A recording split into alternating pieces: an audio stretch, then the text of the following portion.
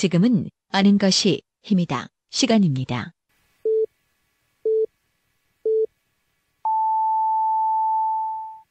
Welcome to the best podcast.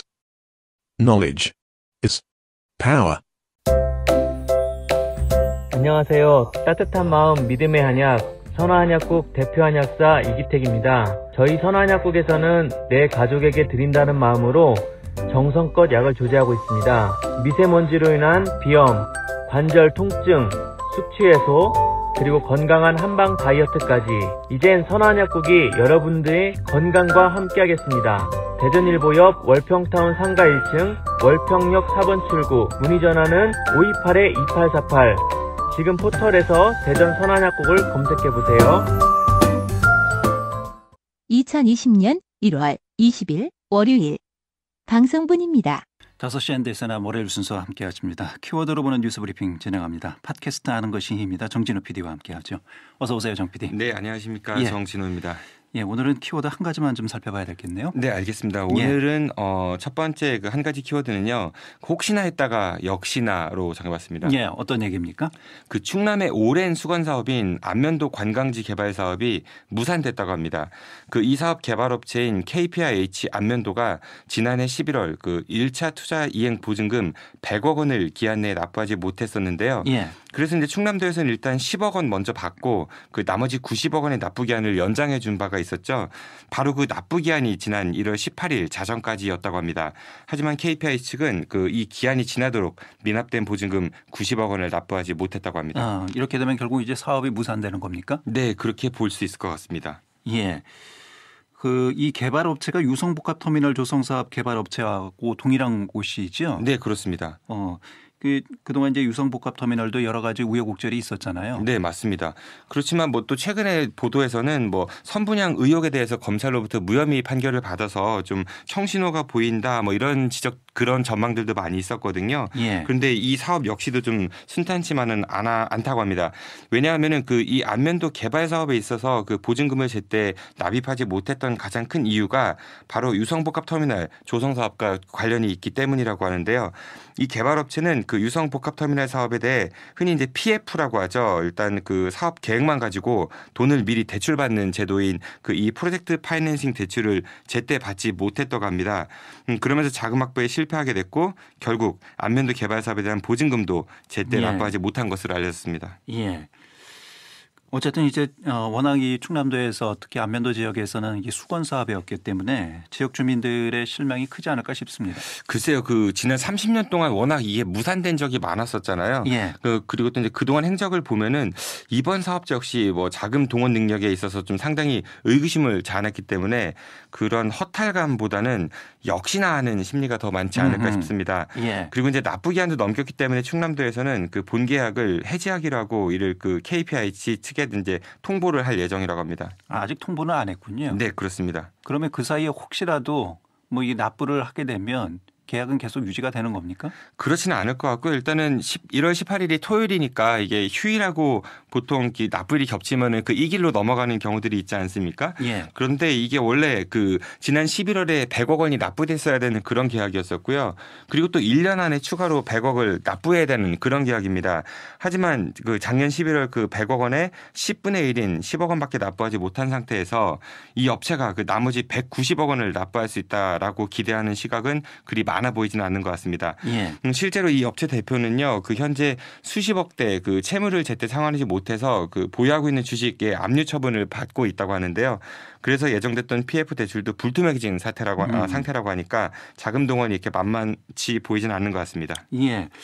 이 사업자가 이렇게 지금 자금난의 어려움을 겪고 있다고 하면 유성복합 터미널 조성 사업도 좀 어떤 영향이 있지 않을까? 이거 뭐 상식적인 그 예상입니다만 이 부분은 어떻게 봐야 될까요? 네, 그렇게 예상할 수 있을 것 같은데요. 예. 이게 원래는 지난해 4분기에 그 유성복합터미널 그 조성사업 시공사 선정하고요. 그다음에 착공 신고를 할 예정이었다고 합니다.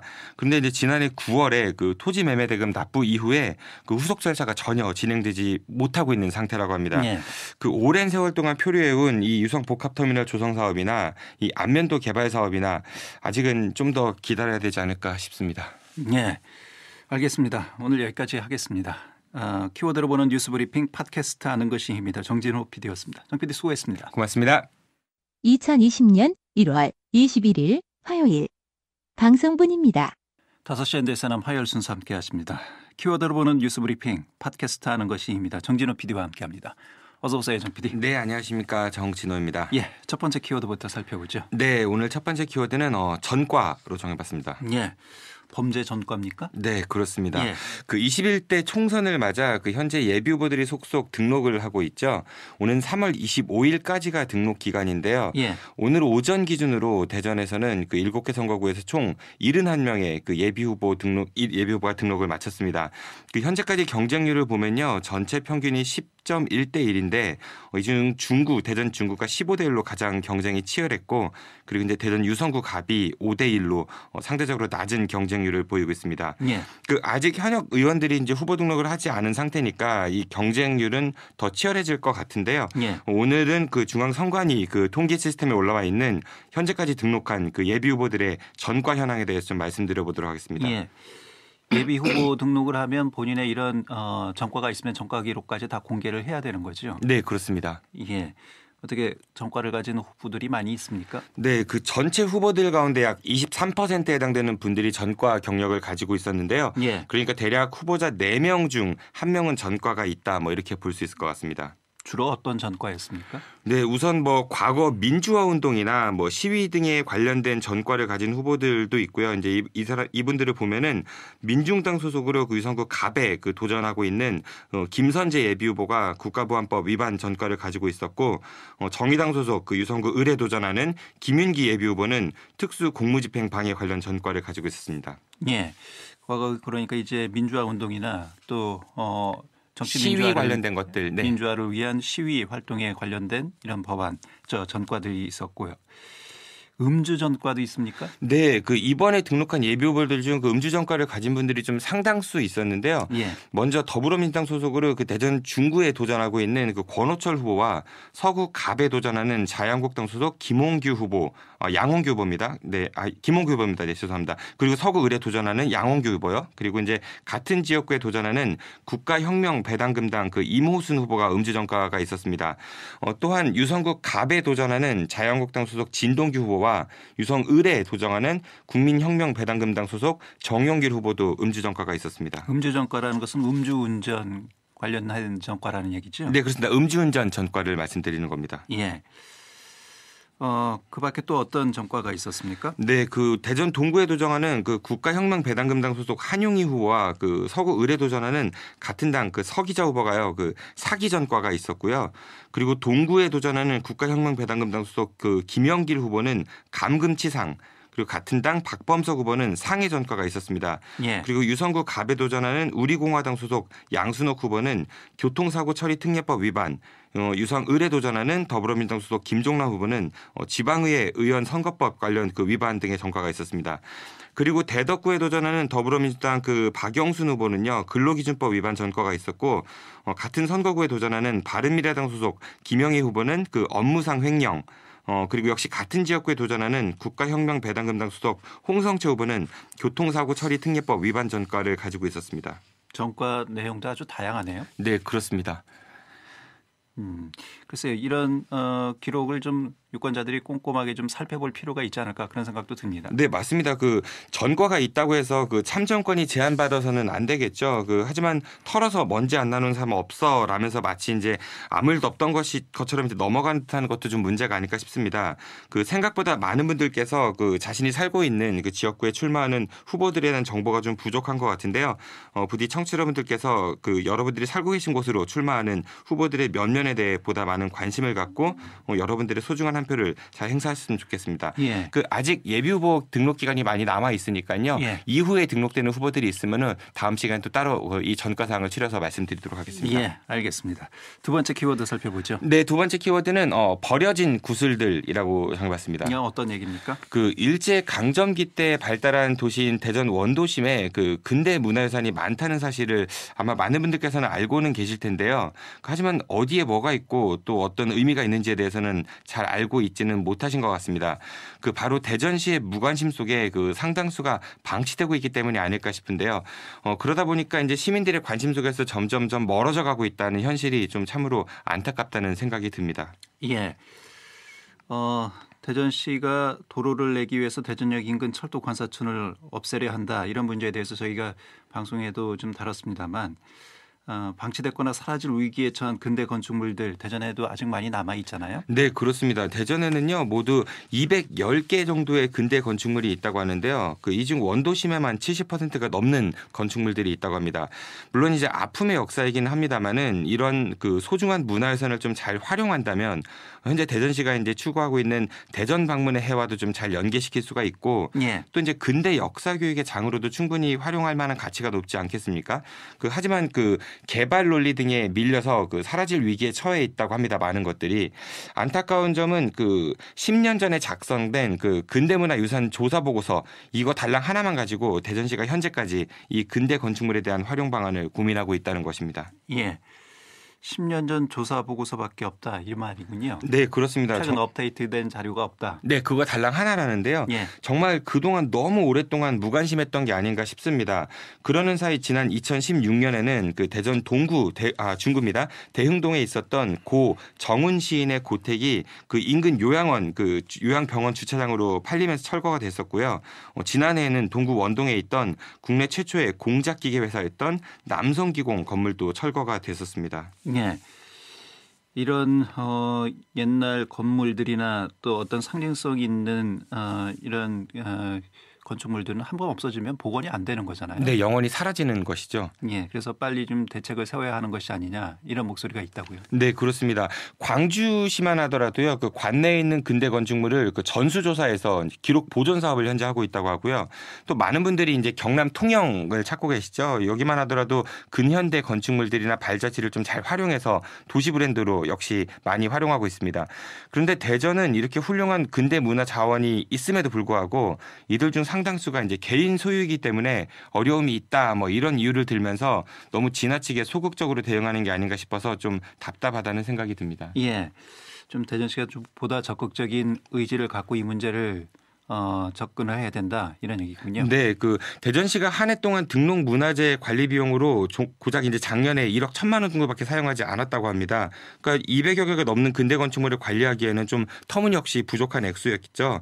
참고로 대전시가 대전 방문회라고 해서 대전시 의회에 제출했던 올해 예산 규모를 보면요, 대전 아트 페스티벌 개막식 및 이제 프린지 공연에 6억 원, 시립미술관의 그 대전 방문회 기념 특별전에 5억 원, 토토즐 페스티벌에 14억 원, 그리고 국제 와인 페스티벌에 10억 원 등을 책정했습니다.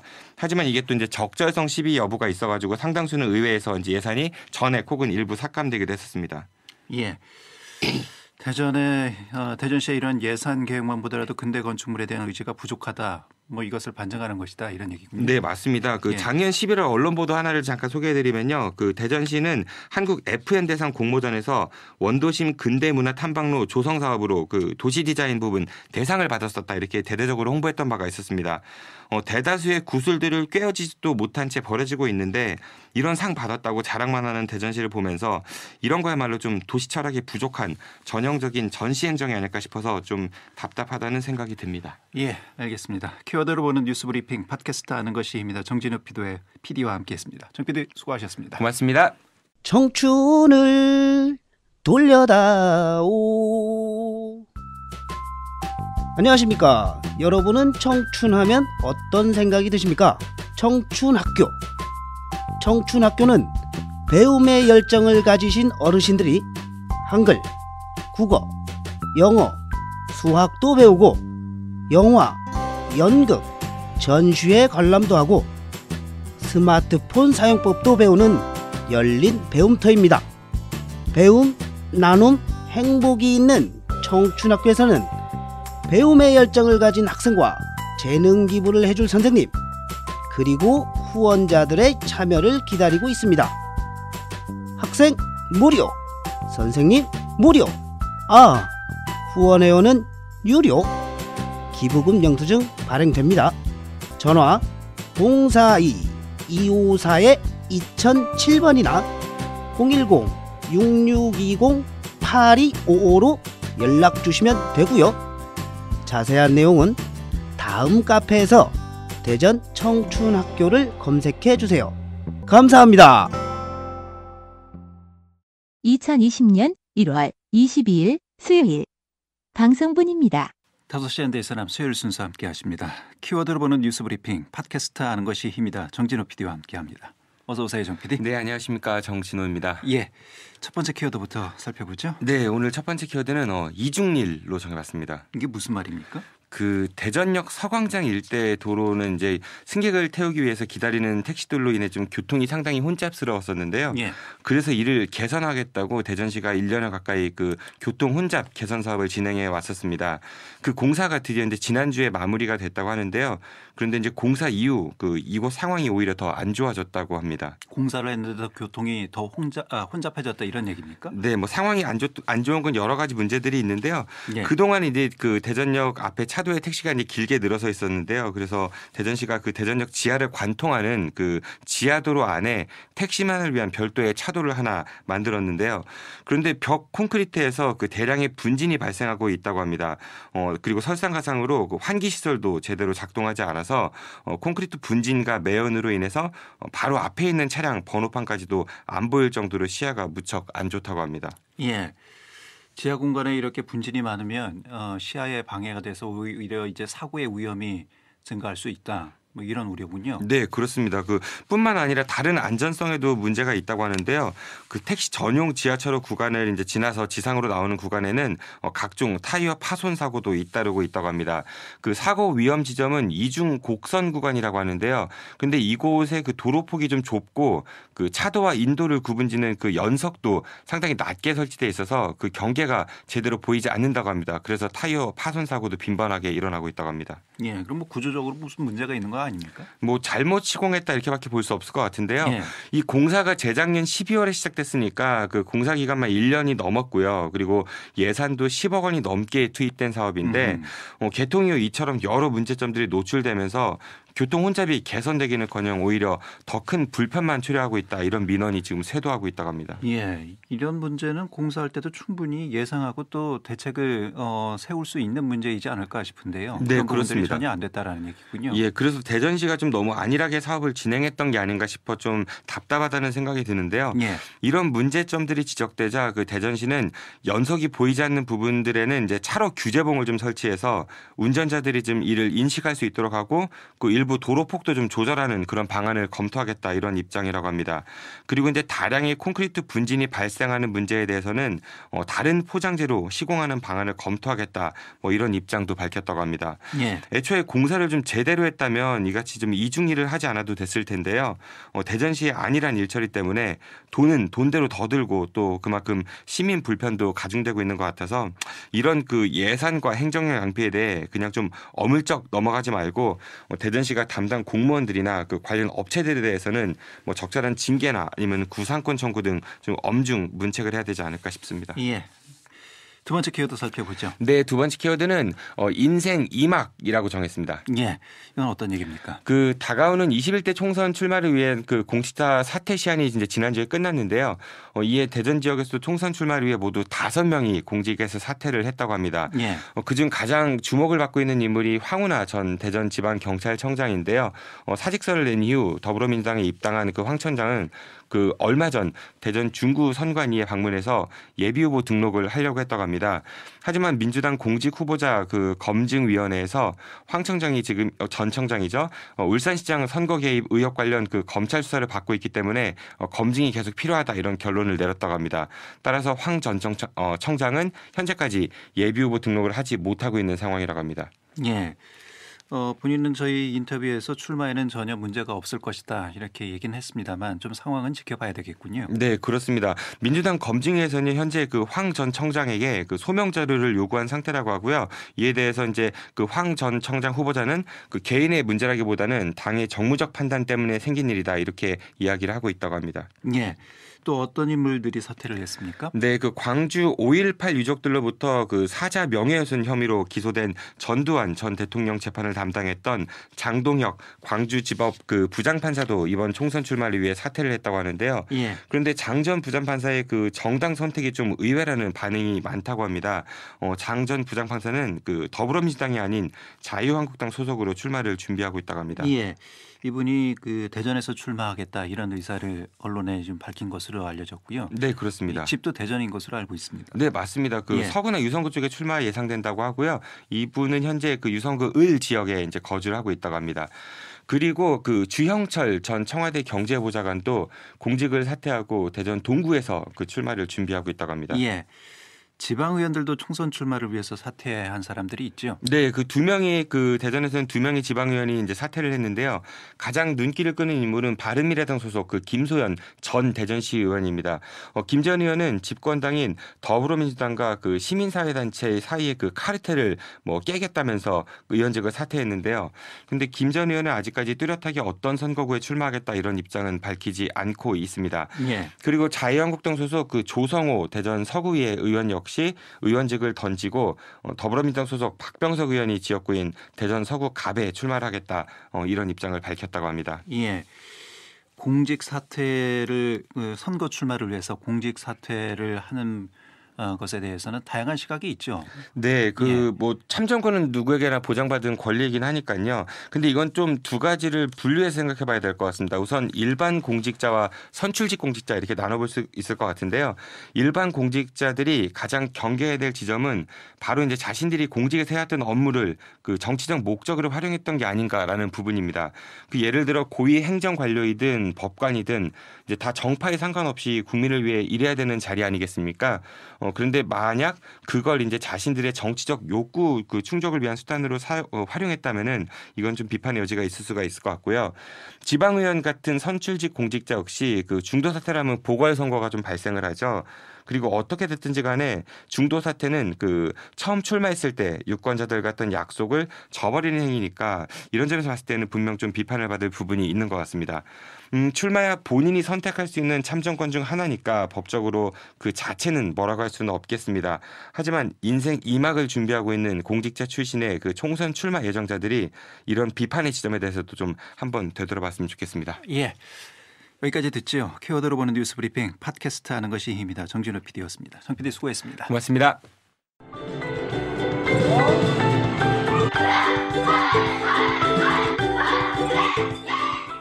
오늘 여러분들의 자녀는 어땠나요? 혹시 맞고 들어오진 않았나요? 불안한 여러분들의 자녀, 이제 아무 걱정하지 마세요. 대전 서구 둔산동에 있는 태권도담에서 여러분들의 자녀를 씩씩하게 만들어드리겠습니다. 절도 있는 태권도 품새부터 겨루기, 그리고 상대방을 존중하는 예절까지 선수 출신인 저 김원호 원장이 책임지고 돌보도록 하겠습니다. 대전 서구 둔산동 국가라이프 상가 2층 태권도담. 팟캐스트를 듣고 문의하신다면 특별한 선물도 드리겠습니다. 대전 042-471-4715로 전화주세요. 24시간 전화대기 하겠습니다. 이상 아이들을 사랑하는 태권도 상남자 김한호 관장이었습니다. 아참! 저희 태권도담에서는 MBC 방송과 함께하는 성인들을 위한 다이어트 코리아 프로그램도 운영하고 있습니다. 즐겁게 살 빼고 싶으신 분들 계시면 꼭 연락주세요.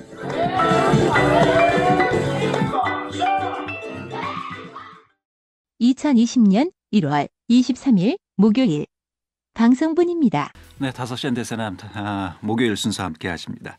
키워드로 보는 뉴스 브리핑 팟캐스트 아는 것이 힘이다. 정진호 PD와 함께합니다. 어서 오세요, 정 PD. 네, 안녕하십니까, 정진호입니다. 예, 첫 번째 키워드부터 살펴볼까요? 네, 오늘 첫 번째 키워드는 하인리의 법칙으로 정해봤습니다. 예, 어떤 얘기입니까? 그 1대 29대 300 법칙이라고도 불리는 이 하인리 법칙은 그 허버트 윌리엄 하인리라는 사람의 책 그 산업재해 예방에서 처음 소개됐는데요. 예. 그 대형 사고가 발생하기 전 그와 관련된 수많은 작은 사고들과 그 징후들이 반드시 나타난다 뭐 이런 내용을 담고 있습니다. 이 대형 사고 전의 전조 현상을 뜻하는 거잖아요. 네, 그렇습니다. 그런데 그 우리 지역에서도요. 그 이런 징후가 최근 자주 나타나고 있는 것 같습니다. 그 많은 분들께서 아마 언론 보도를 통해 접하셨을 텐데요. 한국 원자력연구원에서 그 방사성 물질이 외부로 누출된 사실이 또 밝혀졌습니다. 예. 그 원자력 연구원을 통해 그 외부로 흘러나가는 하천 토양에서 방사성 물질인 그 세슘 137이 검출됐다고 하는데요. 그 농도가 최근 그 3년 평균값보다 무려 59배나 높은 킬로그램당 25.5 베크렐로 측정되었다고 합니다. 예. 그리고 연구원 내부는 더욱 심각했다고 하는데요. 그 내부에서 검출된 수치는 평균값보다 그 59배나 높게 측정된 그 하천 토양보다도 무려 5배나 높은 킬로그램당 138 베크렐까지 치솟았다고 합니다. 예. 이 세슘 하면 글쎄 일반인들은 뭐 쉽게 이해할 수 있는 그런 분야가 아니라서 원자력이요. 네, 그렇습니다. 어떤 물질인지 얼마나 위험성이 큰 물질인지 이 부분을 좀 설명을 드려야 될 것 같습니다. 네, 그 세슘은요 공기 중에 수증기를 통해서 인체로 들어간다고 하는데요. 이게 일단 체내에 흡수되면 잘 배출이 되지 않고 이제 근육에 주로 이제 농축이 된다고 합니다. 예. 그리고 이제 자연 반감기, 그러니까 그 자연 상태에서 스스로 없어지는 기간은 30년 정도라고 하고요. 생물학적 반감기, 그러니까 그 인체에 들어왔다가 배출돼서 없어지는 기간도 109일 정도나 된다고 합니다. 예. 세슘은 강력한 감마선을 방출하기 때문에 암세포도 죽일 수 있어서 이제 암 치료에도 사용된다고 합니다만은 또 이제 그만큼 강력하기 때문에 반대로 정상 세포에 노출되면은 불임, 전신마비, 골수암, 폐암, 갑상선암 그리고 유방암 등을 유발시킬 수도 있다고 합니다. 예. 어쨌든 이제 인체에 치명적인 그런 방사성 물질이다, 독성이 강한 방사성 물질이다 이렇게 이해하면 되겠군요. 네, 맞습니다. 그리고 또 이제 일본 후쿠시마 원전 사고 때 누출되었던 그 세슘 134와 코발트 60 같은 그 방사성 물질도 평소보다 10배 가까이나 높게 측정이 되었다고 합니다. 예. 그런데 비단 사고가 이번뿐만이 아니었잖아요. 원자력 맞습니다. 관련 사고가 지역 내에서 꾸준하게 지속적으로 지금 벌어지고 있는데 이때마다 원자력연구원 측은 안전하게 관리하고 있다. 뭐 이런 말만 지금 되풀이하고 있는 상황이고요. 네, 맞습니다. 그런데 이제 말씀하신 대로 그런 사고가 계속 반복되다 보니까 어떻게 들으면 이게 또 그만큼 안전하지 않을 수도 있다 이렇게 이야기가 될 수도 있을 것 같습니다. 예. 그 원자력 연구는 반드시 좀 필요한 분야죠. 하지만은 그러한 핵 관련 시설이 인구 밀집 지역에 있는 게 결코 바람직해 보이지는 않는 것 같습니다. 그 정쟁만 일삼고 있는 지역의 정치권들이 좀 이런 시민들의 우려에 그 손 놓고만 있지 말고 예. 그 대형 사고 직전에 반드시 그 전조 징후가 있다는 이런 하임리히 법칙을 좀 명심해서 좀 뭔가 특단의 대책을 마련해야 되지 않을까 싶습니다. 예. 시민들이 많이 불안할 수밖에 없는 상황인 것 같습니다. 네, 그렇습니다. 예. 두 번째 키워드 살펴볼까요? 네, 두 번째 키워드는 새해 복 많이 받으세요로 정해봤습니다. 명절 인사입니까? 네, 그 설날 직전 마지막 키워드 뉴스 브리핑 주제로 뭘 할까 좀 고민하다가 좀 밝은 소식을 전해드리는 게 맞겠다 싶어서 이번 키워드 준비해봤습니다. 예, 명절용 키워드입니까? 네, 그렇습니다. 아나운서께서는 이번 설 뭐 특별한 계획이 있으신지요? 예. 뭐 남들처럼 똑같이 설 지냅니다. 특별한 계획은 없습니다. 네. 혹시 특별한 계획이 없으시다면은 그 대전시에서 마련한 설 특별 프로그램에 한번 참여해 보시는 것도 권해드립니다. 그 대전시에서는 설 연휴인 1월 24일부터 27일까지 다양한 즐길 거리를 좀 마련했다고 하는데요. 예. 먼저 대전 5월드입니다. 그 5월드에서는요, 그 연휴 기간 동안 홀리데이 댄스 한마당을 열고 일렉트로닉 댄스 뮤직 리믹스 공연을 좀 선보일 예정이라고 합니다. 그리고 이제 별천 분수 주변에서는 군고구마 군밤도 나눠준다고 하고요. 추억의 뽑기, 대형 돌림판 이벤트, 뭐 대형 윷놀이와 투호, 뭐 제기차기 이런 전통 놀이도 좀 체험할 수 있다고 합니다. 예.